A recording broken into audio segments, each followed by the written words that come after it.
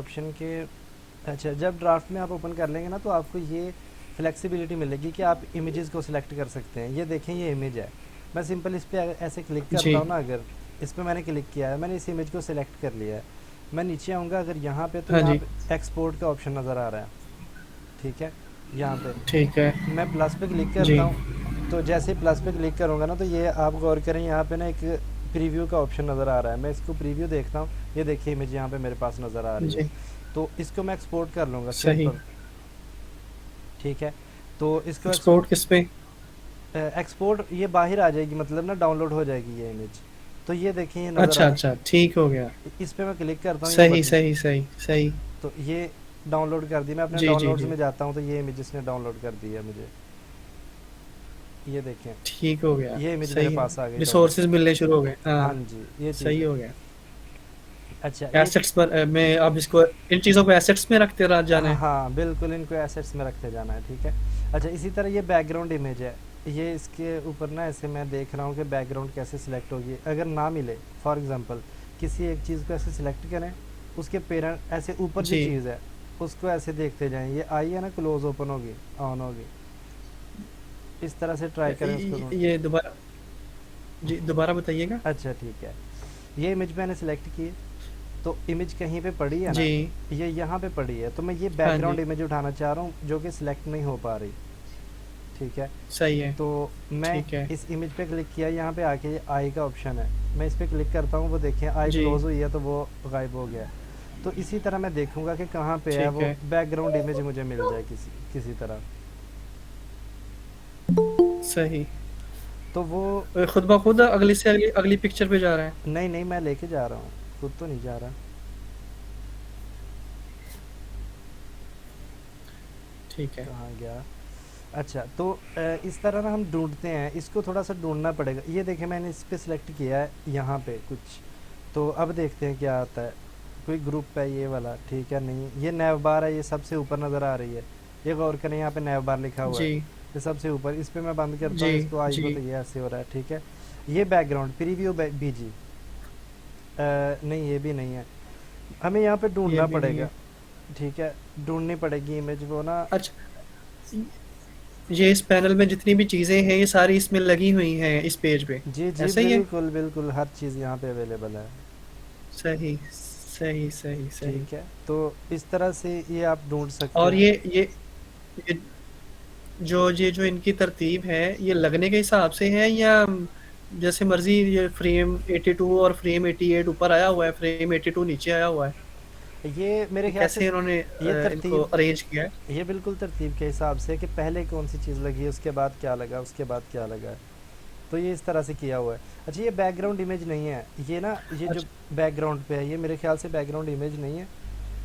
ये है जी। वो ग्रेडियंट कलर है, कुछ बनाया हुआ है कलर। ठीक हो गया। ये उठाना पड़ेगा, यहीं से ढूंढना पड़ेगा। थोड़ा सा टाइम लगता है ऐसी चीज़ों में ना, हर फिग्मा को थोड़ा सा अच्छा, अंडरस्टैंड करने में थोड़ा सा टाइम लग जाता होता है। ये तो ठीक हो गया कि जो जो साइड पैनल पे आ रहा है हम इससे सारे जो उसके कंपोनेंट्स हैं इस पेज के, हाँ। उनको देख सकते हैं कि कौन सा कंपोनेंट है उस कहाँ पे अफेक्ट हो रहा है। जी अब बिल्कुल। हम उस तरह की सी एस एस तो इंस्पेक्ट में जाएंगे तो वो सी एस एस दिखाएगा हमें और एच टी एम एल दिखा देगा। ना, ऐसा तो नहीं होता, ये तो डिज़ाइनिंग है, ये अच्छा। कौन सा कोडिंग है इसमें। तो ये आपको करनी पड़ेगी। अच्छा, ठीक ये हो गया। ये सोचना पड़ेगा ये कैसे होगा। पहले आपको एक मतलब ऐसे पेज बनाना पड़ेगा। ठीक है, एक पेज बनेगा इतना, सही। यहाँ तक। ठीक है, ऊपर वाला। तो उसके अंदर आपको दो सेक्शन, मैं एग्जांपल दे रहा हूँ, ये एक सेक्शन, ये दूसरा सेक्शन जिसके अंदर ये इमेज पड़ी है। ठीक है, तो एक डिव ले लें, उसके अंदर दो ठीक डिव अलहदा ले है। लें। ठीक है। उनको डिस्प्ले फ्लेक्स करके, तो जी ठीक फ्लेक्स है। डायरेक्शन रो कर दें, उनके दरमियान में थोड़ा 20-30 का गैप दे दें। ठीक है, और टेक्स्ट सही लाइन हो गया। जो, ठीक हो गया। उनको जस्टिफाई कंटेंट बेस लाइन कर दें, तो वो ऐसे दरमियान में आ जाएंगे। देख लें कैसे होगा। तो यही है। फिर इस डिव के अंदर आ जाएं, इसको ये वाला जो ऊपर वाला ये बनाएं, फिर ये, फिर दो बटन बना के उनको, तो टेक्स्ट लाइन स्टार्ट कर दें, ये स्टार्ट में आ जाएंगे सारे। ठीक है, तो इमेज है, इसको ऑब्जेक्ट फिट कवर कर दें, विड्थ मैक्सिमम विड्थ 100% कर दें, इमेज लग जाएगी। इसी तरह ये कल मैंने आपको बताया था कैसे हम ये चीज़ें बनाते हैं। सही। ये एक नैव है, उसी तरह ये नैव बन जाएगी। फिर इस पे आ जाए, ये यहाँ पे ना कैरोसेल स्लाइडर है। ये रिएक्ट के अंदर मिल जाते हैं कैरोसेल स्लाइडर्स। तो अगर तो आप CSS से बनाना चाहते हैं तो इसमें जावास्क्रिप्ट आपको अच्छी खासी लगेगी। तो अदरवाइज़ एक रिएक्ट के अंदर ना ऑप्शन है, यहाँ पे आप आ जाएं, एक होता है स्वाइपर, स्वाइपर स्लाइडर रिएक्ट के अंदर होता है। ये जब हम रिएक्ट पे जाएंगे तब हम देखेंगे इन सारी चीज़ों को। मैं अभी वैसे आपको बता रहा हूँ कि आपने पूछा है कैसे इनको करेंगे, ठीक है। अच्छा ये स्वाइपर है, मैं डेमोज पे आ जाता उन्होंने हूँ। डिमांड किया है टेलविंड सीएसएस इस्तेमाल करें, तो टेलविंड कोई फ्रेमवर्क है सीएसएस के हाँ लिए, जी बिल्कुल, टेलविंड CSS एक फ्रेमवर्क है। मैं आपको टेलविंड करवाऊँगा थोड़ी बहुत जैसे इसमें। बूटस्ट्रैप या मटेरियल है? जी बिल्कुल बिल्कुल, मैं थोड़ी बहुत आपको टेलविंड करवाऊँगा इसमें स्टार्ट में, क्योंकि आजकल बहुत हॉट है टेलविंड, डिमांड में है बहुत ज़्यादा। अच्छा यहाँ पे ये देखें, यहाँ पे ना आपको स्लाइडर नज़र आ रहे हैं। मैं ऐसे स्लाइड कर रहा हूँ, ये 1 2 3 अगली स्लाइड आ जा रही है।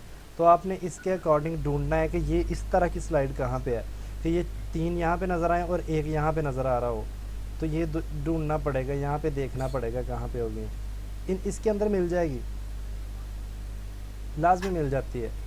यहाँ से ना मिले तो कहीं और से ठीक। ढूंढ लें, नेट से मिल जाएगी, ज़रूर मिल जाती है, ठीक है। हाँ, ये यही यही इसी इसी गाइडेंस की कमी है मेरे पास कि ये बताने वाला नहीं होता कि स्टार्ट का ही नहीं पता होता कि कहाँ से स्टार्ट, कहाँ से करना है भाई। अच्छा अच्छा, चलें कोई नहीं, हो ये जाएगा आपकी आहिस्ता बड़ी आहिस्ता, हेल्प है। हो जाएगा आहिस्ता आहिस्ता, कोई नहीं। ये देखें इस टाइप की भी हैं यहाँ पे। तो ये स्वाइपर डेमोज है, स्वाइपर है वेबसाइट का नाम, स्वाइपर JS। तो इस पे जाके आपको ये सारी चीज़ें मिल जाएंगी, यहाँ से इसको उठा लेंगे। अच्छा उसके बाद देखते हैं, मैं ना ज़रा क्लिक करता हूँ, फिर हम अपना स्टार्ट करते हैं आज का।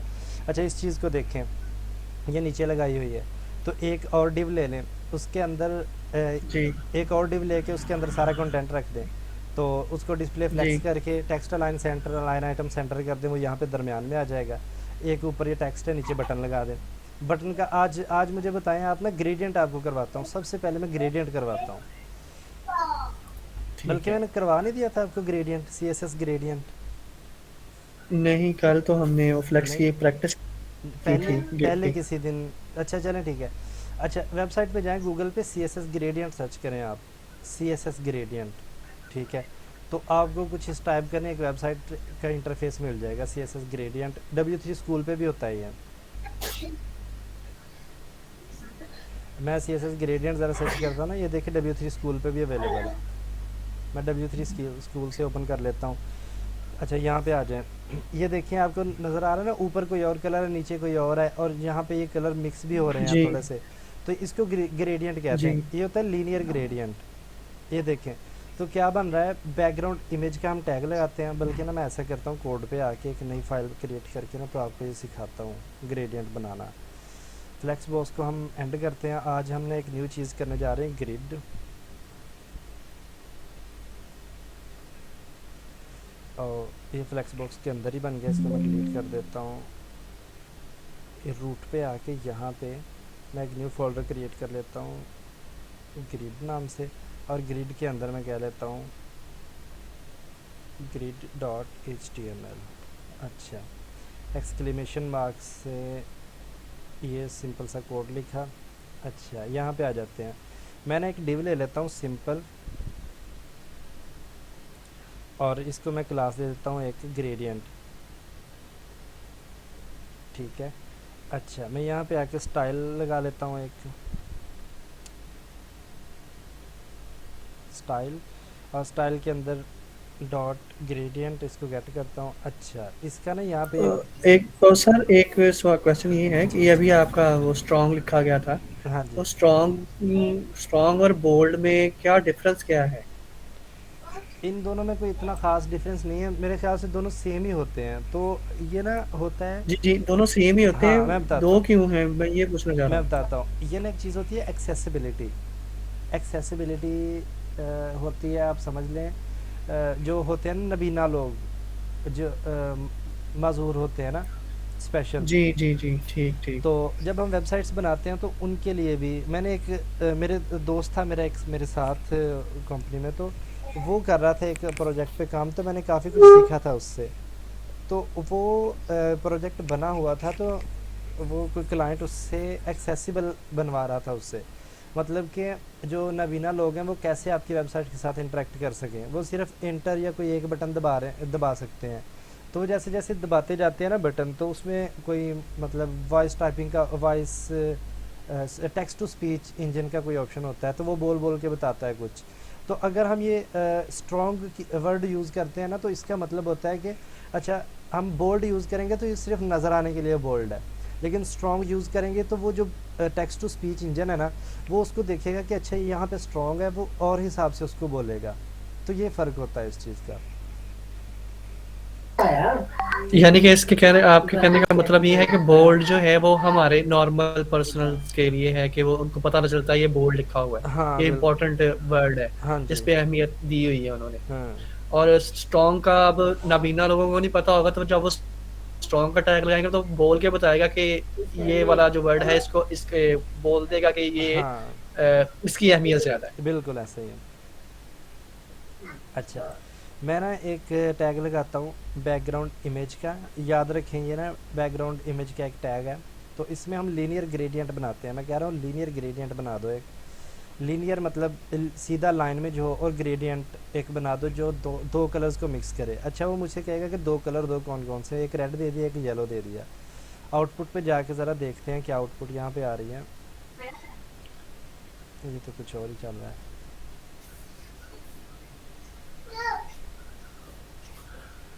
तो मैं इसको बंद करके दोबारा चलाता हूँ। मैं explain gradient sir, will you please explain gradient, what is gradient? हाँ, मैं बता देता हूँ ग्रेडियंट। अच्छा, ग्रेडियंट होता है दो कलर्स का मिक्सचर होता है मेनली।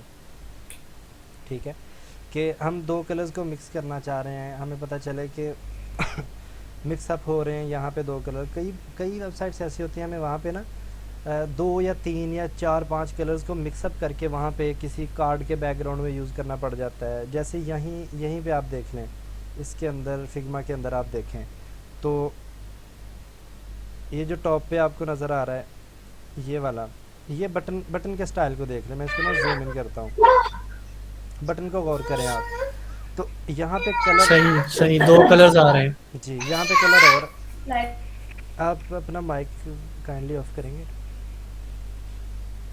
जी। यहाँ पे कलर और आ रहा है, यहाँ पे कलर और है। तो ये दो कलर्स हैं, ये ग्रेडियंट लगा हुआ है यहाँ पे। ठीक है, इनको मिक्सअप किया गया दो कलर्स को। तो मैं इस टाइप पे कुछ आपको बना के भी दिखाता हूँ इस टाइप का। ठीक है, तो ये ग्रेडियंट भी बना के आपको दिखाता हूँ। पहले मैं आपको ना समझा लूँ किस तरह ग्रेडियंट होता है।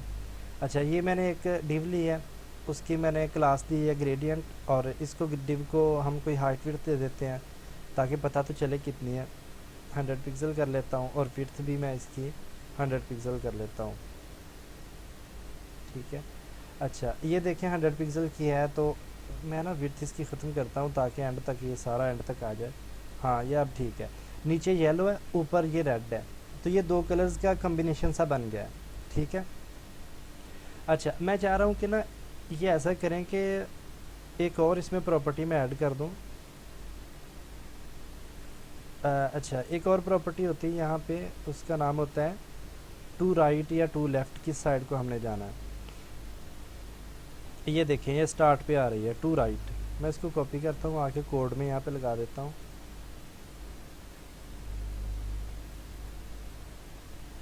कॉमा लगाना है।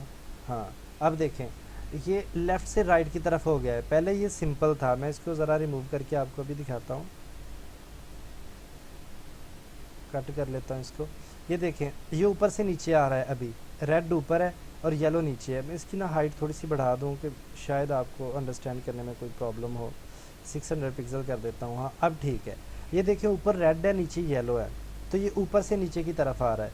लेकिन मैं जैसे यहाँ पे टू राइट की एक चीज़ लगाता हूँ ना,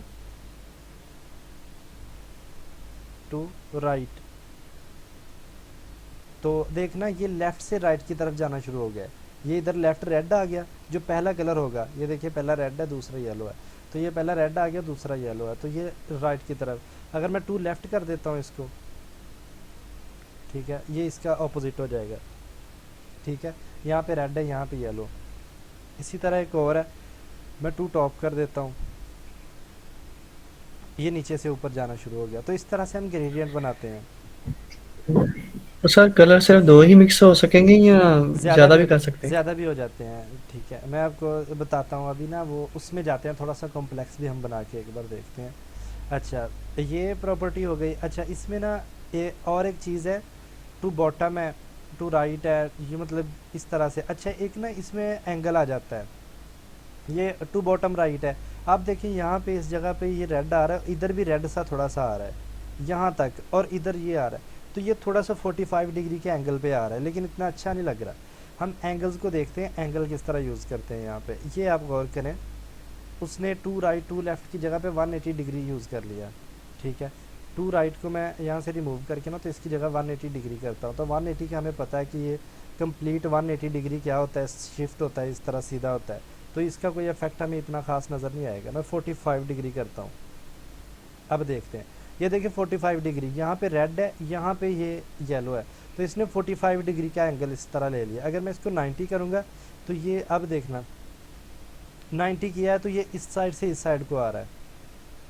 ठीक है, तो इस तरह से हम ग्रेडियंट डिग्री के हिसाब से भी यूज़ कर सकते हैं। ठीक है, कुछ भी आप डिग्री इसको दे दें, जितनी डिग्री आप उसको देंगे वो उस हिसाब से उसको मैनेज कर देगा। ठीक है, तो मैं 45 फ़िलहाल रखता हूँ इसको। अब ठीक है। अच्छा, इसी तरह अब ना ये बनाना है, ये मतलब ये दो कलर्स हैं, इनको मिक्सअप कर रहे हैं हम। अच्छा, आगे देखते हैं मल्टीपल कलर्स को मिक्सअप करना। यहाँ पे गौर करें, रेड येलो और ग्रीन तीनों को मिक्स किया हुआ है। तो पहले कौन सा, दूसरा और तीसरा कैसा आएगा, तो उस हिसाब से है। ये मल्टीपल कलर्स को कर दिया उन्होंने। सर इसमें सर इसमें जो है प्रॉपर्टी जो है वो बैकग्राउंड इमेज है या लीनियर ग्रेडियंट प्रॉपर्टी नहीं है? नहीं, बैकग्राउंड इमेज की ये है बैकग्राउंड इमेज की प्रॉपर्टी, और इसकी वैल्यू लीनियर ग्रेडियंट है। ठीक है। ठीक। अच्छा, तो इसी तरह यहाँ पे ना एक और चीज़ आती है कि linear gradient to right, R G B A colour भी दे सकते हैं आप। R G B A colour का है ना आइडिया, आपको मैंने बताया था, रेड ग्रीन और black, blue sorry, red green और ब्लू, ये तीन कलर होते हैं। और उनकी वैल्यूज़ होती हैं कि रेड का क्या आएगा, ग्रीन का कितना और इसका कितना। तो इस हिसाब से भी ये बनते हैं, ये कलर्स होते हैं बस। तो ये है, ये चीज़ें हैं सारी। यहाँ पे आप बता भी सकते हैं कितने परसेंट क्या हो, कितना कलर हो। तो यहाँ से आप जाके ना थोड़ा सा देख लेना, आपको इजीली अंडरस्टैंड हो जाएगा W3 स्कूल से। तो अब हम देखते हैं CSS ग्रेडियंट। यहाँ पे आपको ना इस वेबसाइट पे आके, ये है CSS gradient.io, इस वेबसाइट पे बहुत कमाल के अमेजिंग से ग्रेडियंट हम बना सकते हैं। ठीक है। अच्छा, इसका मेथड क्या है, अब मैं आपको बताऊं कि हम फिग्मा से जब उठाते हैं ग्रेडियंट को किस तरह से। मैं सिंपल आता हूँ, यहाँ पे इस बटन को सिलेक्ट किया, ये देखें ये बटन मैंने सिलेक्ट कर लिया, ये नज़र आ रहा होगा आपको बटन सिलेक्टेड है। अच्छा, यहाँ पे ना आ जाएं, इसके कलर को देखें, ये आ रहा है लीनियर, मतलब इसके कलर को। दोबारा कीजिएगा सर। यहीं पे मैंने क्लिक किया है बस 2-3 बार, तो ना इसने बटन को सिलेक्ट कर लिया। ये देखिए बटन यहाँ पे आपको नज़र आ रहा है। इसको मैं अगर ऑफ करता हूँ तो ये बटन गायब भी हो रहा है। ठीक है। अच्छा, अच्छा अब अच्छा, अब ठीक ठीक। अब इन दोनों कलर्स को मैंने उठाना है, यहाँ से कहीं ढूंढना है कि ये कलर कौन कौन से हैं। तो यहाँ पे देखते हैं, अगर कलर नहीं मिलते तो इसमें इंस्पेक्ट में आ जाएं। तो इंस्पेक्ट के अंदर आके आपको यहाँ पे देखें ये दोनों कलर नज़र आ रहे हैं, ये ग्रेडियंट लगा हुआ है, कंप्लीट लीनियर ग्रेडियंट। यहाँ पे आपको CSS का कोड हुआ मिल रहा है। तो यहाँ पे सही हो आपको गया, ठीक हो CSS गया का सर। कोड, ये कोड कहाँ से आया अब?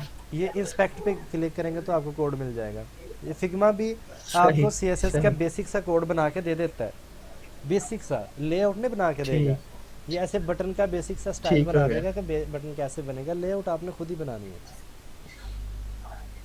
ये देखें बटन की सही। गैप बता रहा है, मार्जिन पैडिंग बता रहा है, डिस्प्ले फ्लेक्स बता रहा है। ठीक है, इस तरह की चीज़ें आपको यहाँ पे दिखा रहा है। ठीक है, तो अच्छा मैं इसको सिंपल कॉपी कर लेता हूँ, या बल्कि ऐसा करते हैं मैं आपको बना के दिखाता हूँ। ये पहला कलर मैं यहाँ से कॉपी करता हूँ, CSS ग्रेडियंट के अंदर आ गए। हमें हमेशा नहीं मिलती ये चीज़ें, मैं एक कलर को यहाँ से कट कर देता हूँ, दो कलर रहने देता हूँ। ठीक है। अच्छा, अब गौर करें, मैं पहले वाले में आके पहले वाले बॉक्स में पहला वाला कलर पेस्ट कर देता हूँ। साइड पे क्लिक किया, उसने पहला कलर कहीं, पहला कलर गैप नहीं किया, पेस्ट करते हैं। अब ठीक है, और हाँ अब उसने पहला कलर उठा लिया। अब मैं दूसरा कलर उठाता हूँ, ये सेकंड वाला कलर है, CSS ग्रेडियंट में आ गए। यहाँ पे आके ये सेकंड कलर दे दिया। अच्छा ये 2 कलर मैंने दिए, नहीं दूसरा नहीं लिया, क्यों नहीं ले रहा? अब ठीक है, ये दोनों कलर ले लिए उसने। अच्छा अब ना यहाँ पे ये भी बताया उन्होंने,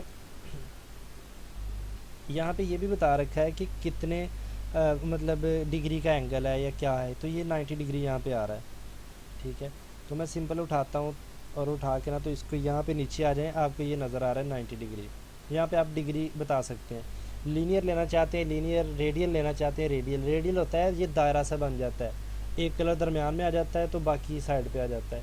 लीनियर का होता है एक पहला कलर इस साइड पे होगा, दूसरा कलर इस साइड पे होगा। और ये 35 आ रहा है, इसको मैं 100% कर देता हूँ क्योंकि उधर भी 100% है। अब देखें ये 100 पे है और ये पहले वाला 0 पे है, तो ये बिल्कुल वही कलर बन गया है। अब ये जो कोड है इसका मैं कहाँ से उठाऊँगा? ये देखें नीचे इसने बना के दे दिया मुझे। मैं इसको सिंपल उठाऊँगा लीनियर ग्रेडियंट इतने को, ठीक है, और सर अपना अगर हमने यहाँ पे 3 कलर को एडजस्ट करना हो तो? बताता हूँ, वो भी बता देता हूँ। बैकग्राउंड इमेज, और इसको मैं कमेंट आउट कर देता हूँ ऊपर वाले को।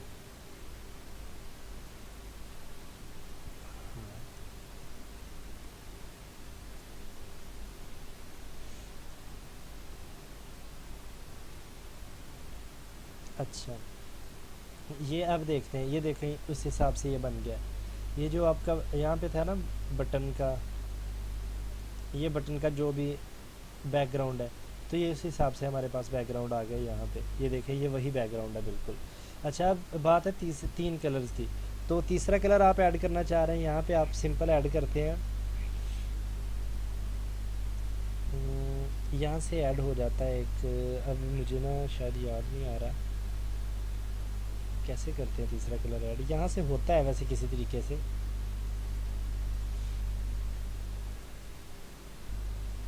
नहीं हो रहा, कोई मेथड होता है। अब मुझे काफ़ी देर हो गई इसको यूज़ किए हुए तो यहीं पे एक तीसरा चौथा कलर जितने मर्ज़ी हम ऐड कर सकते हैं, मेरे ख्याल से उसको करना पड़ता है। और हाँ ऐसे ठीक है। अच्छा ये इस पर क्लिक करते हैं आप आके, ये वाली लाइन पे, ये जो लाइन है इस पर क्लिक करें आप, जितने मर्ज़ी कलर्स ऐड कर लें, और ये बताएंगे पहला कलर कहाँ पे आएगा, दूसरा, ये जितने कलर ऐड हो गए हैं यहाँ पे इनके कलर्स के नेम बताते जाएं, कितने डिग्री पे करना है, जितने मर्ज़ी कलर्स ऐड करते जाएं। ठीक है, तो ये CSS ग्रेडियंट से आप इस तरह से ये चीज़ कर सकते हैं। चलिए नेक्स्ट हम मूव करते हैं आज के टॉपिक पे। आज हमने करना क्या था मेनली, क्वेश्चन आया है कोई, रिकॉर्डिंग ऑन, ठीक है रिकॉर्डिंग ऑन है पहले ही। अच्छा आज हम देखने जा रहे हैं CSS ग्रिड को। CSS ग्रिड क्या चीज़ है? ठीक है सर, बहुत शुक्रिया सर। सर थोड़ा सा बताइएगा, अब सिर्फ 2 ही चीज़ें हैं ना, एक तो क्या कहते हैं उसके राइट पैनल में उसकी चीज़ें आ रही हैं कि कौन कौन सी चीज़ लगी हुई है, और इंस्पेक्ट में जो है वो जिस भी हम कंपोनेंट सेलेक्ट करेंगे उसकी थोड़ी बहुत CSS बता देगा हमें। हाँ बस बिल्कुल यही है ना फिलहाल तक? ऐसे ही है फ़िलहाल तक तो इतना इसी ही से है। सारा काम हो रहा है? हाँ जी हो जाएगा, आप चलो फर्दर ठीक इसको है। एक्सप्लोर करते जाना, आपको ना बहुत सारी चीज़ें अंडरस्टैंड हो जाएगी। ठीक है, ये इतना मुश्किल थैंक यू नहीं है, सर, बहुत थैंक इजी यू। सा फिग्मा है। ठीक है, आप इसको बनाने की ट्राई करें, अगर ना समझ आए कहीं से मुझसे पूछ लें, मैं आपको बता दूंगा, समझा दूंगा। ठीक है, अच्छा नेक्स्ट हम मूव करते हैं। CSS ग्रेडियंट हमने देख लिया है। आज हमारा जो टॉपिक है वो है CSS ग्रिड। ठीक है, ग्रिड क्या होती है? हम ना अभी तक हमने लेआउट मॉडल देखा है, लेआउट के अंदर ना हमने CSS फ्लेक्स को देखा है। मेनली जो फ्लेक्स है ना वो लेआउट डिज़ाइन नहीं करता, हमारी जो कंप्लीट लेआउट होती है किसी वेबसाइट की, वो डिज़ाइन करने के लिए हमें फ्लेक्स बॉक्स काफ़ी नहीं है, उसके लिए हमें ज़रूरत पड़ेगी ग्रिड की। ग्रिड होती क्या है? मेनली ग्रिड होता है एक ना इस तरह का, ये लेआउट आपको मिल जाता है, आपको नज़र आ रही होगी यहाँ पे, ये वाला एक टेबल सा एक पिक्चर नज़र आ रही है। यहाँ पे ऊपर ये हेडर सेक्शन है, मेन्यू सेक्शन है, ये मेन, ये राइट है, ये फुटर है। तो किसी भी एक टिपिकल वेबसाइट का इस टाइप का ही स्ट्रक्चर होता है, मोस्टली इस टाइप का स्ट्रक्चर होता है। ऊपर हेडर होता है, साइड पे एक बार होती है, कुछ मेन्यू टाइप होती है, यहाँ पे मेन होता है, फिर राइट सेक्शन होता है, यहाँ पे फुटर है, जैसा कि इसी वेबसाइट के अंदर हम देख लेते हैं। अच्छा, अब गौर करें इस वेबसाइट के अंदर क्या है।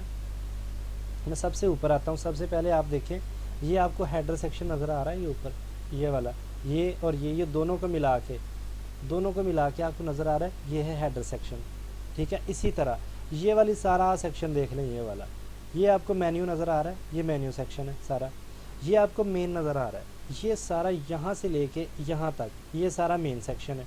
ठीक है, और उसके बाद ये राइट सेक्शन नज़र आ रहा है, ये राइट जहाँ पे एड्स चल रही हैं, तो ये राइट सेक्शन है। ठीक है, नज़र आ रहा है, ये राइट सेक्शन है, ये मेन है। और इसके बाद लास्ट में क्या है हमारे पास, फुटर है। तो सबसे नीचे जाते हैं तो आप गौर करें, ये यहाँ से हमारा फुटर स्टार्ट हो जाता है, ये फुटर पड़ा हुआ है। ठीक है, तो टिपिकल वेबसाइट का स्ट्रक्चर ऐसा ही होता है। एक कोई भी टिपिकल वेबसाइट है, उसका स्ट्रक्चर ये होता है। तो हम मेनली अपनी एक वेबसाइट का कंप्लीट बड़ा सा लेआउट बनाने के लिए ग्रिड को यूज़ करते हैं। ठीक है, ग्रिड का बहुत ही कॉमन यूज़ है। अगर आप बात करें ना CSS की, प्योर CSS से आप लेआउट बनाना चाहते हैं तो आप ग्रिड के थ्रू बना सकते हैं। ठीक है, तो बहुत अच्छा और फ्लेक्सिबल लेआउट आपको बना मिल जाएगा। तो अब हम देखते हैं ग्रिड होता क्या है, आगे इसका फर्दर देखते हैं कैसे इसको बना सकते हैं ग्रिड को। ठीक है, अच्छा, ग्रिड लेआउट क्या है। The CSS grid layout module offers a grid based layout system with rows and columns. इसमें रोज़ होती हैं, कॉलम्स होते हैं, making it easier to design web pages without having to use floats and positioning. कि हम position लगाते रहें, किसी चीज़ को यहाँ से उठा के यहाँ पे भेजें, उसको पोजीशन दें, किसी को फ्लोट राइट करते रहें, फ्लोट लेफ़्ट करते रहें। ठीक है, बजाय इन सारी चीज़ों के हम क्या करते हैं, एक ग्रिड स्ट्रक्चर यूज़ कर लेते हैं। उसके अंदर हम कहते हैं जितनी ये वाली चीज़ें वो यहाँ पे आएंगी, जितनी ये ऊपर वाली चीज़ें वो इधर आ जाएंगी, जितनी ये चीज़ें मेन में आ जाएंगी, फुटर यहाँ पे आ जाएगा, राइट इधर आ जाएगा। अच्छा, बनाते कैसे हैं, एक बेसिक सा स्ट्रक्चर इसका कैसे होता है अभी हम बना के देख लेते हैं। मैं इसी सारे को थोड़ा सा ना आपको समझाऊंगा, यहीं से W3 स्कूल से ही आपको समझाऊंगा। अच्छा, ये अभी हमने जो बनाया है इसको मैं रिमूव कर देता हूँ, बल्कि इसको रहने देता हूँ, मैं ना कर देता हूँ, इसको कमेंट आउट कर देता हूँ।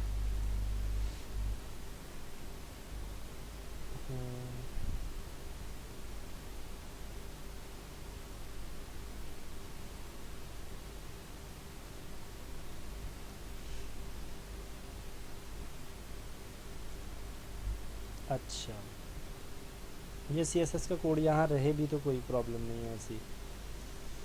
अच्छा, तो नेक्स्ट हम आ जाते हैं यहाँ पे। मैं ना एक ग्रिड लेता हूँ। सबसे पहले क्या करते हैं, हम एक डिव ले लेते हैं। एक डिव ले ली मैंने, टेबल के ऊपर आते हैं, इसको नीचे भेज देता हूँ। बॉडी के अंदर आके सबसे पहले मैंने एक डिव ले ली, एक डिव है मेरे पास। अच्छा, इसके अंदर मैं ना कोई 2-4 डिव और बना लेता हूँ। ठीक है, एक है, 2, 3 और 4 डिव बना लेता हूँ फ़िलहाल। जो सबसे पेरेंट डिव है उसको मैं कह देता हूँ, क्लास नेम उसका दे देता हूँ ग्रिड कंटेनर कह देता हूँ। ठीक है, ग्रिड कंटेनर को गेट करते हैं सबसे पहले, डॉट ग्रिड कंटेनर, और इसमें आ जाते हैं। इसको डिस्प्ले कह देंगे हम, डिस्प्ले ग्रिड। जैसे हम डिस्प्ले फ्लेक्स कहते थे, इसी तरह इसको जो पेरेंट है उसको डिस्प्ले ग्रिड कह देंगे। ठीक है, अच्छा, जो इसके अंदर है ये वाली पड़ी हुई, इनको मैं कोई क्लास नेम दे देता हूँ। ये 4 है ना, तो मैं ऐसा करता हूँ, रिमूव करता हूँ नीचे वाली 3 को, पहले क्लास नेम दे के तो बाद में फिर हम इसको ना बनाते हैं। डिव है, इसको मैं क्लास नेम देता हूँ आइटम, ग्रिड आइटम कह देता हूँ। ठीक है, ग्रिड आइटम। अच्छा, मैं क्या करता हूँ, इसको ना कॉपी कर लेता हूँ कुछ 7-8 बार। ठीक है, कुल 9 बार मैंने कॉपी कर लिया।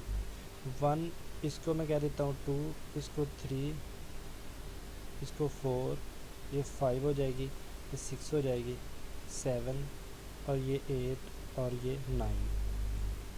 सेव किया। अच्छा, अब ग्रिड कंटेनर है, इसको मैंने डिस्प्ले ग्रिड कह दिया हुआ है पहले। ठीक है, तो इसमें ना अब नेक्स्ट देखते हैं क्या क्या प्रॉपर्टीज़ होती हैं। यहाँ पे ना आपको बेसिक नज़र आ रहा है, ये देखिए, ये ग्रिड कंटेनर है जो पेरेंट है, उसको डिस्प्ले ग्रिड कर दिया। ठीक है, या उसको इनलाइन ग्रिड भी हम कह सकते हैं। इनलाइन ग्रिड या डिस्प्ले ग्रिड एक ही चीज़ है। अच्छा, इसमें ना ग्रिड में कॉलम्स होते हैं और रोज़ होती हैं। यहाँ पे इमेज से आपको थोड़ा सा वाज़े हो रहा होगा। कॉलम क्या होता है? कॉलम जो वाई एक्सिस पे चीज़ें होती हैं, ये ऊपर से नीचे की तरफ जो चीज़ें आ रही हैं, तो ये एक कॉलम है, ये दूसरा कॉलम है, ये तीसरा कॉलम है, ठीक है। ये एक ग्रिड है, इसके अंदर 3 कॉलम है। तो अब आप गौर करें कि इसके अंदर रोज़ कितनी है। रो भी 3 है, एक रो है, दूसरी रो और तीसरी रो। हमने टेबल को देखा था कि टेबल क्या होते हैं। टेबल्स के अंदर भी हमने रोज़ और कॉलम्स का कॉन्सेप्ट देखा हुआ है पहले, ठीक है। तो टेबल के अंदर भी रोज़ एंड कॉलम्स होती हैं, ग्रिड के अंदर भी रोज़ एंड कॉलम्स होते हैं, ठीक है।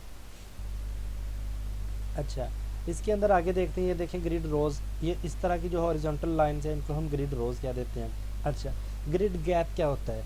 इन दोनों के दरमियान में हम गैप भी दे सकते हैं। जैसे हमने गैप देखा हुआ है, थोड़ी सी स्पेस होती है, तो कॉलम गैप अगर कर दे तो कॉलम वाइज वो थोड़ा सा गैप ले लेंगे आपस में। हम सारी चीज़ें कोड से भी करके देखेंगे, ठीक है।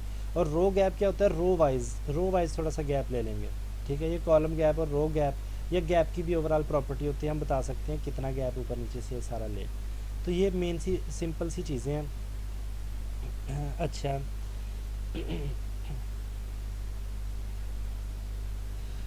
नेक्स्ट हम ना देखते हैं इसके अंदर ग्रिड कंटेनर पे जाके, यहाँ से मेन हमारे कोडिंग वाला जो सेक्शन है वो स्टार्ट होता है। अच्छा, हमने क्या किया, डिस्प्ले ग्रिड तो कर दिया हुआ है। अब जो सेकंड चीज़ है वो होती है ग्रिड टेम्पलेट कॉलम्स, ठीक है। ये चीज़ होती है ग्रिड टेम्पलेट कॉलम्स। मैं आ जाता हूँ यहाँ पे डिस्प्ले ग्रिड, मैंने पेरेंट को कह दिया हुआ है, मैं सेकंड उसको कहता हूँ ग्रिड टेम्पलेट कॉलम्स।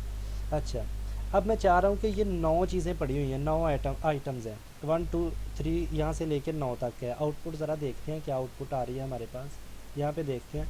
तो आपको नज़र आ रही है ये 9 चीज़ें यहाँ पे पड़ी हुई हैं, 1 2 3 4 5 इस तरह से 9 तक है। तो हम इनको एडजस्ट करना चाह रहे हैं कॉलम वाइज। मैं कहता हूँ 2 चीज़ें यहाँ पे हों, 2 यहाँ पे, 2 यहाँ पे और 2 यहाँ पे, 4 कॉलम बन जाएँ, ठीक है। तो जितने भी हैं वो उस हिसाब से ख़ुद को बाद में मैनेज कर लें। तो मैं क्या करूँगा, ग्रिड टेम्पलेट कॉलम का एक टैग है, ये सॉरी प्रॉपर्टी है, तो इसको मैं कर दूँगा ऑटो। अच्छा, ऑटो एक बार करने से काम नहीं बनेगा, इसको 2-3 बार, मतलब जितने मैं कॉलम बनाना चाहता हूँ उतनी बार मुझे इसको बताना पड़ेगा। पहला ऑटो, दूसरा, तीसरा और चौथा, मैंने 4 ऑटो किए हैं। अभी देखते हैं आउटपुट पे क्या इफेक्ट होता है।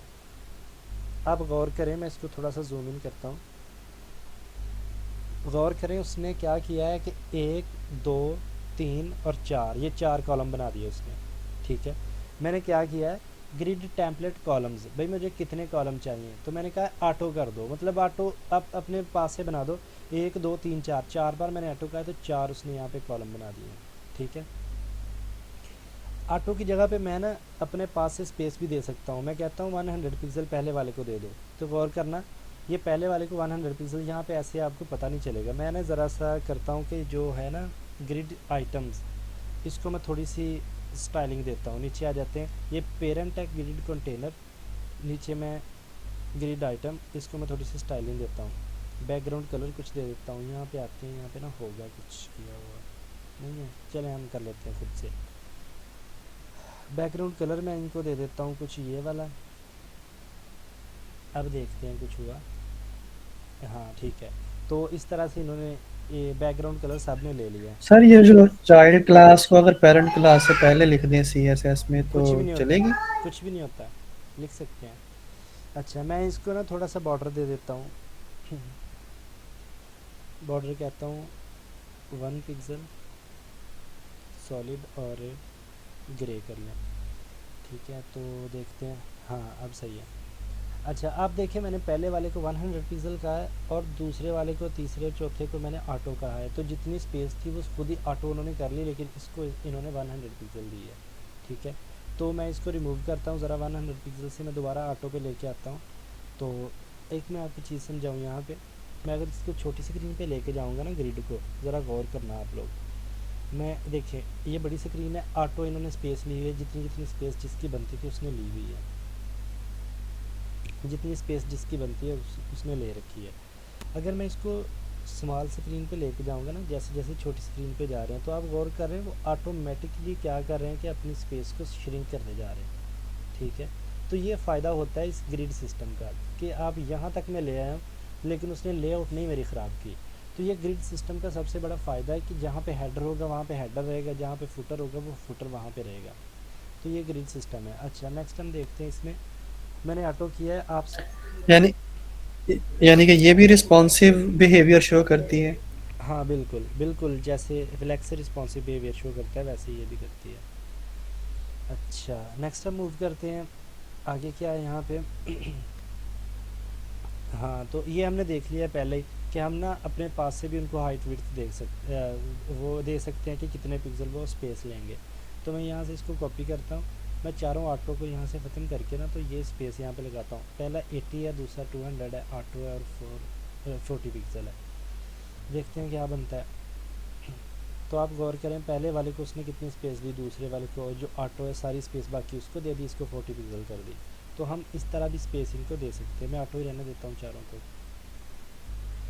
नेक्स्ट आ जाते हैं हम रो प्रॉपर्टी पे। तो अभी तो हमने टेम्पलेट जो है वो कॉलम का देखा है, अब हम रो का देखने लगे हैं।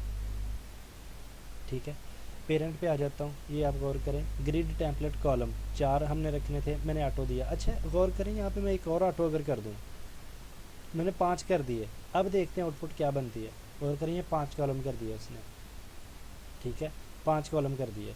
अच्छा, अगर मैं एक और कर दूँ, अब देखते हैं, उसने 6 कॉलम कर दिए। ठीक है, अगर मैं 9 कॉलम करना चाह रहा हूँ तो अभी 6 है ना मेरे पास, मैं 3 को यहाँ से कॉपी करता हूँ और यहाँ पे पेस्ट करता हूँ। अब आप गौर करें, ये देखिए इसने 9 कॉलम बना दिए यहाँ पे। ठीक है, तो ये हमारी ज़रूरत के अकॉर्डिंग है, जैसा कि हमने अभी इसमें देखा था फिग्मा के अंदर। आप गौर करें यहाँ पे, तो यहाँ पे क्या है हमारे पास, मेनली क्या चीज़ नज़र आ रही है आपको। एक यहाँ पे ये लोगो नज़र आ रहा है कोई, एक यहाँ पे ये 3 चीज़ें नज़र आ रही हैं, एक बटन नज़र आ रहा है। ठीक है, तो ये बनाने के लिए हम क्या करेंगे, हम सिंपल ऐसा कर लेंगे, एक ग्रिड ले लेंगे, उसके अंदर ये एक कर लेंगे, ये दूसरा कर लेंगे और ये तीसरा, 3 को रख लेंगे, सिंपल। ठीक है, और इसके अंदर ये फर्दर ग्रिड बनाना चाहिए, ग्रिड बना लें, जैसे करना चाहिए ULLI बेस्ट रहेगा, तो ULLI के थ्रू हम इसको सेट कर लेंगे। ठीक है, तो इस तरह भी हम इनको मैनेज कर सकते हैं। स्पेस हम दे सकते हैं, कितनी किसने स्पेस लेनी है। हम डिस्प्ले फ्लेक्स के थ्रू भी इसको बना सकते हैं। तो ये आपकी अपनी है कि आप कितनी क्रिएटिविटी लगाते हैं किसी चीज़ को बनाने में। तो आप जितना क्रिएटिव करते जाएंगे वो होती जाएगी, उसने क्या करना है। ठीक है, तो आप अपनी मर्ज़ी से कर सकते हैं इन चीज़ों को। तो मैं फ़िलहाल वापस आ जाता हूँ, हम 4 ही कॉलम रखते हैं इसके। मैं सेव करता हूँ इसको, ज़रा आउटपुट देखते हैं, 4 कॉलम आ गए हमारे पास। अच्छा, अब रो का है कि रो किस तरह से होती है। ये रो वाइज हम देखना चाह रहे हैं कि रो को हाइट और विड्थ देना चाह रहे हैं, उसको थोड़ा सा स्पेसिफाई करना चाह रहे हैं। तो ये क्या होता है। अच्छा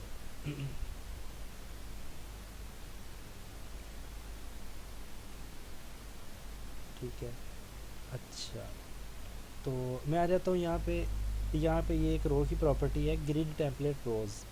कोड पे आ जाता हूँ सिंपल। तो यहाँ पे आकर नीचे ग्रिड टेम्पलेट रोज़ है।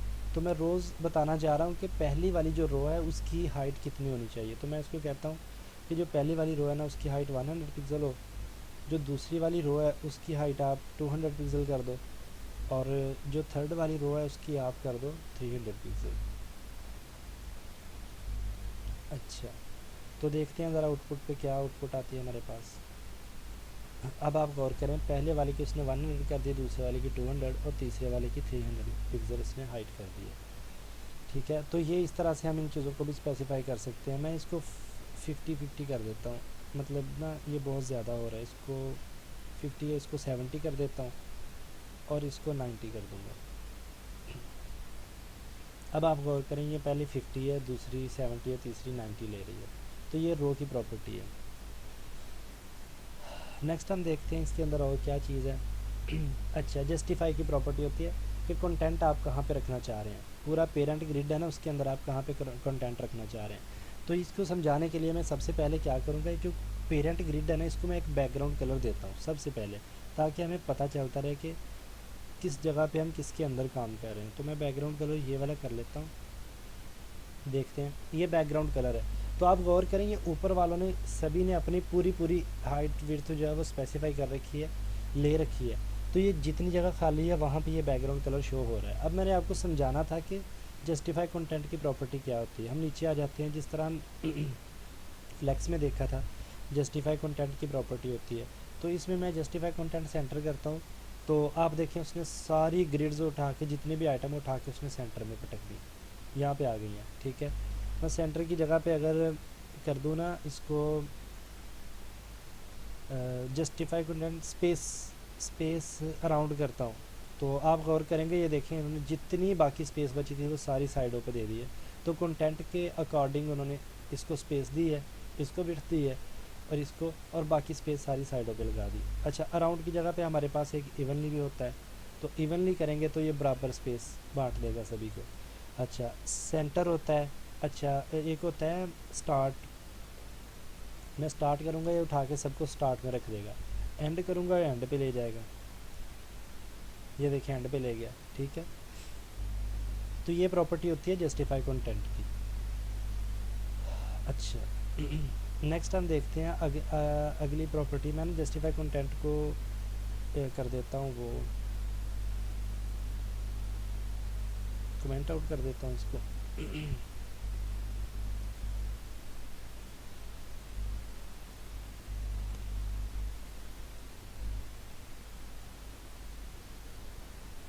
ये तो कमेंट आउट करना मेरे लिए अजाब बना हुआ है।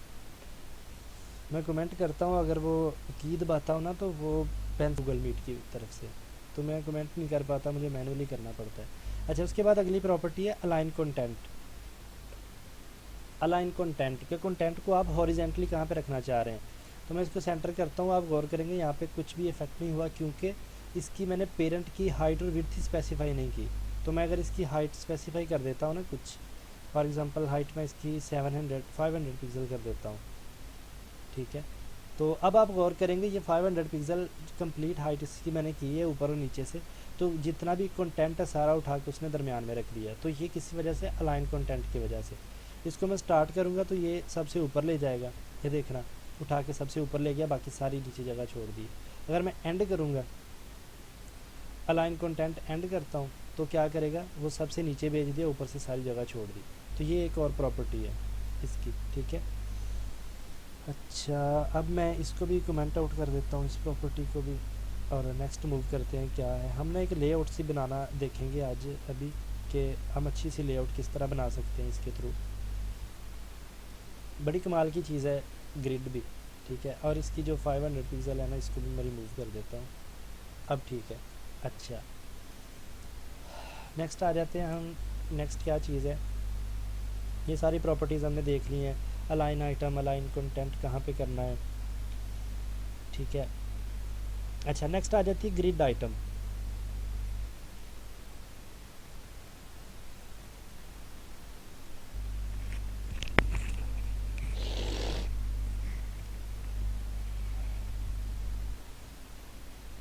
नेक्स्ट प्रॉपर्टी है ग्रिड आइटम। ठीक है, तो अब देखें यहाँ पे ये हमें सॉरी, ठीक है, हमें नज़र आ रहा है यहाँ पे कि पहले वाला उसने अपनी अलहदा स्पेस ले रखी है, इसने अलहदा स्पेस ली, इसने अलहदा, इसने अलहदा, इसने अलहदा। तो ये प्रॉपर्टी हम कैसे लगाएंगे, ये बड़ी ट्रिकी सी चीज़ है। ठीक है, तो इस चीज़ को अंडरस्टैंड करने के लिए थोड़ा सा हम अब देखते हैं क्या करेंगे। उसके लिए प्रॉपर्टी होती है ग्रिड कॉलम। ठीक है, ग्रिड कॉलम की प्रॉपर्टी है। तो ग्रिड कॉलम की प्रॉपर्टी 2-3 तरह से लग सकती है। ये देखें 1/ओवर, मतलब कि ये जो है ये वाली ग्रिड है, पहले वाली, ये दूसरी वाली कितनी स्पेस ले, मैं आपको करके अभी दिखाता हूँ। कोड पे आ जाते हैं, तो यहाँ पे ऐसे काम नहीं चलेगा। या तो हमें क्लास चेंज करनी पड़ेगी या हमें आईडी लगानी पड़ेगी हर एक को चेंज करने के लिए। फॉर एग्जांपल मैं कहता हूँ कि जो पहले वाली है ना, ये क्या करे कि ये जो जितनी सारी स्पेस है ये खुद ले ले, या 3 की स्पेस खुद ले ले, चौथे की स्पेस रहने दे, तो 3 की स्पेस खुद ले ले। तो इसके लिए मैं क्या करूँगा, मैं इसको एक आईडी देता हूँ,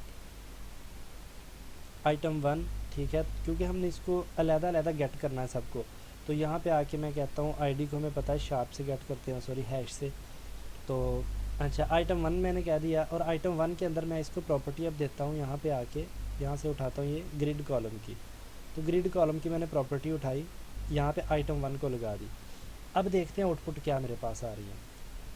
आप गौर करें कि जो 1/5 मैंने किया तो उसने क्या किया, कम्प्लीटली ऊपर वाली खुद ऑक्यूपाई कर लिया, सारी की सारी खुद। अच्छा मैं 1/5 की जगह पे 1/4 करता हूँ। अब आप देखेंगे वो एक की जगह छोड़ दी है, बाकी सारी उसने खुद गेट कर ली। ठीक है। तो इसका मतलब है कि 4 में से एक जो है ना, क्या हुआ? अच्छा, वो कह रहा है 4 में से एक जो है ना वो बाकी को दे दो और बाकी खुद सारी ले लो, मतलब इसका ये मतलब है। अगर मैं यहाँ पे 1/3 कर देता हूँ, 4 की जगह पे 1/3 कर देता हूँ, अब आप देखेंगे ये 2 की जगह ले रहा है और 2 की जगह इसने छोड़ दी है, ठीक है। ये दो की जगह इस तरह छोड़ दिया और 2 की जगह खुद ले रहा है। इसी तरह मैं 1/2 कर दूंगा तो इसका तो इफेक्ट ही कोई नहीं होगा, ठीक है। ये इस तरह से आ गया, तो 1/1 का क्या मतलब है, तो वो तो मतलब ही कोई नहीं रखता, ठीक है। तो ये चीज़ है, इस तरह से हम इसको स्पेसिफाई कर सकते हैं। मैं 1/4 कर देता हूँ इसको, ठीक है।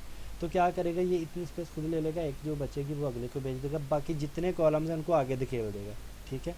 जिस तरह आपने अगर की हो टेबल वाले असाइनमेंट, उसके अंदर होता था, हम अगर किसी को रो स्पैन और कॉल स्पैन देते थे तो वो जो उसको तो दे देता था उतनी स्पेस, लेकिन जो बाकी वाला होता था उसको आगे धकेल देता था, हमें उसको मैनुअली रिमूव करना पड़ता था जाके।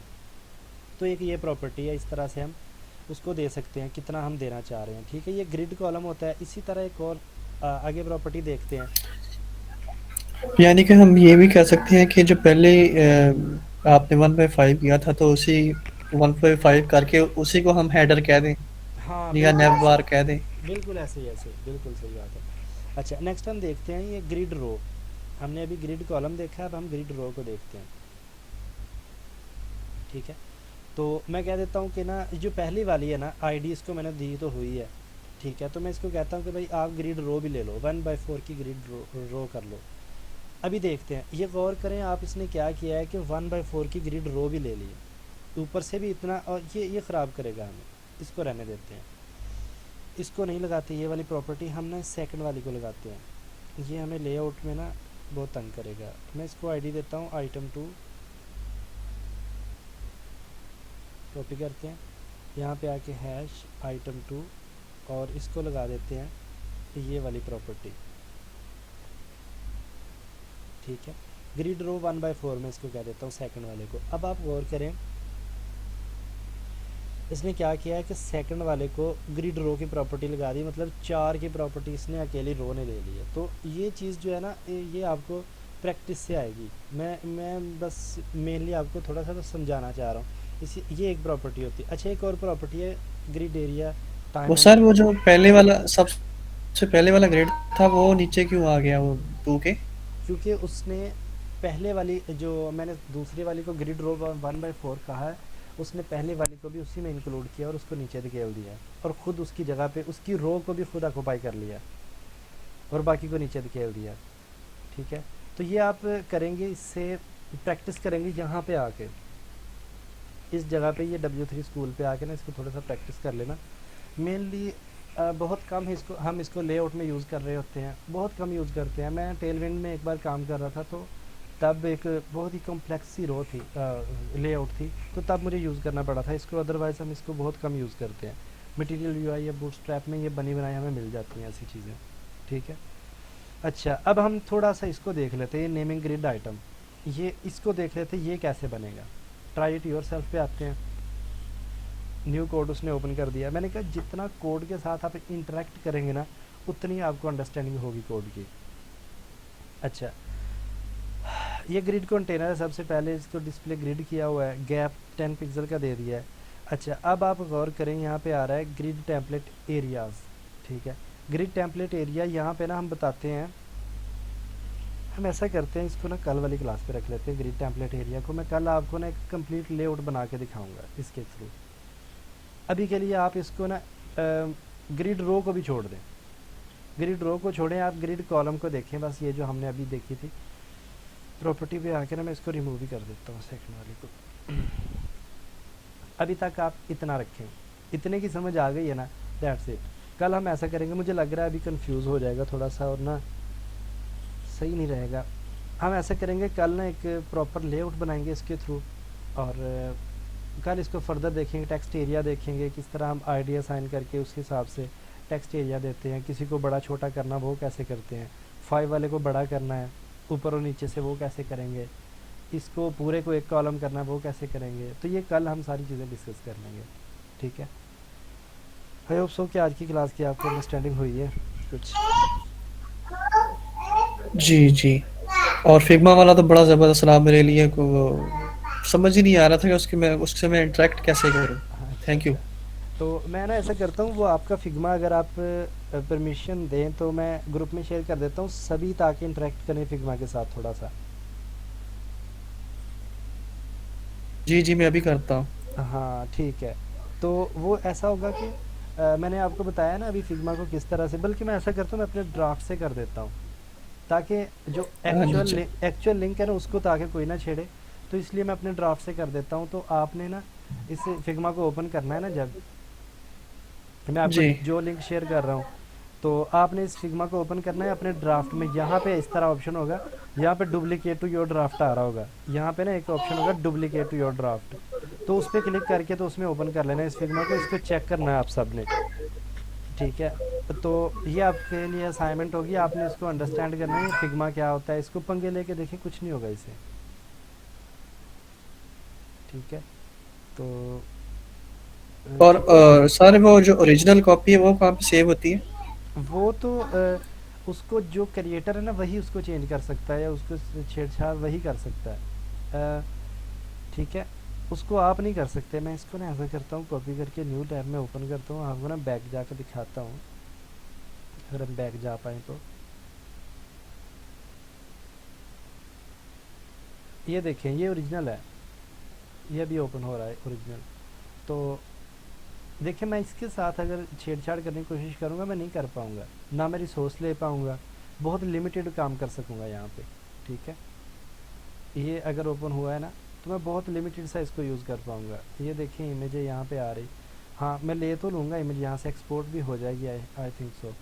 एक्सपोर्ट पे जाके देखता हूँ, हाँ एक्सपोर्ट हो जाएगी। लेकिन बहुत ज़्यादा मैं इसके साथ इंटरेक्ट नहीं कर पाऊँगा। और अगर मैं इसको यूज़ करूँगा तो यहाँ पे आ जाएगा कितने लोग यहाँ पे यूज़ कर रहे हैं, और इसके क्रिएटर को पता चलेगा कि कौन कौन पर्सन क्या क्या छेड़छाड़ कर रहा है इसके साथ। तो इसके लिए बेस्ट मेथड है, आपके पास जो लिंक आएगा उसको ओपन करें, यहाँ पे जाएं, यहाँ पे आ रहा है डुप्लीकेट टू योर ड्राफ्ट। जैसे ही आप इस पर क्लिक करेंगे ये आपके ड्राफ्ट में चला जाएगा, यहाँ पे ऑप्शन आएगा, यहाँ से आप ओपन कर लें उसको, अपने ड्राफ्ट में ला के जो मर्ज़ी इसके साथ करें। आपके यहाँ पे कॉपी लिखा नज़र आएगा, फिर जितना मर्ज़ी इसको तबाह कर दें कोई इफेक्ट नहीं होगा। कंट्रोल जी दबाएं, वापस से वो वापस आ जाएगा सारा। ठीक है। तो ये इसका फ़ायदा होता है ड्राफ्ट में लेके आके यूज़ करने का। तो मैं ये लिंक शेयर कर देता हूँ फिग्मा का, आप इसको अंडरस्टैंड करें, और जो आज का कोड है वो भी मैं आपको सेंड कर देता हूँ। आप ऐसा किया करें, मैंने आपको पहले भी बताया कि जो मैं कोड सेंड करता हूँ ना, उसको अगर समझने की कोशिश करें, अगर समझ ना आए तो उसको as it is line by line copy किया करें, खुद से लिख के देखा करें, एक एक लाइन को ना खुद से बना के। तो जब आप ऐसा करेंगे ना, तो आपको पता चलेगा लाइन बाय लाइन हो क्या रहा है, बन क्या रहा है, मैंने क्या कैसे बना के आपको दिखाया था, आपको तब अंडरस्टैंडिंग होगी। तो आप री इन्वेंट द व्हील अगर नहीं करना चाहते ना करें, लेकिन एटलीस्ट आप इतना करें, जो कोड मैं आपको फाइल सेंड करता हूँ ना, इसको एडिटर में ओपन करके तो इसको देखा करेंगे एक चीज़ को। चलिए आज की क्लास को फिर एंड करते हैं। तो मैं सारी चीज़ें आपको शेयर कर देता हूँ, कल हम इसको ना ग्रिड को अच्छी तरह देखेंगे, और उसके बाद हम गिट और गिटहब पे मूव कर जाएंगे इंशाल्लाह। ठीक है। ओके, अल्लाह हाफिज़।